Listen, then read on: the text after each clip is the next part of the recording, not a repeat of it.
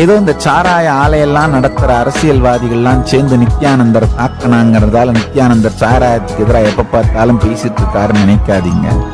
உண்மையிலேயே அது உங்கள் வாழ்க்கையை குடித்து விடும். வாழ்க்கையினுடைய நீட்சிமை மாட்சிமை இரண்டையும் அழித்து விடும். வாழ்க்கையோட குவான்டிட்டி அண்ட் குவாலிட்டி இரண்டையுமே அழித்து விடும். ஐயா, நீங்க ஏதோ குடிக்கிறீங்க, 20 மணி நேரத்துக்கு அப்புறம் போதை தெளிஞ்சிருது.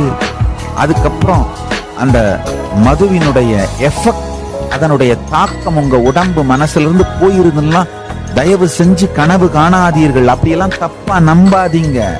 ஒவ்வொரு முறை நீங்கள் மது அருந்தும் பொழுதும் அது நிரந்தரமாக உங்கள் உடலையும் மனதையும் மூளையையும் அது செயல்படுகின்ற விதத்தையும் நிரந்தரமாக பாதிக்கின்றது.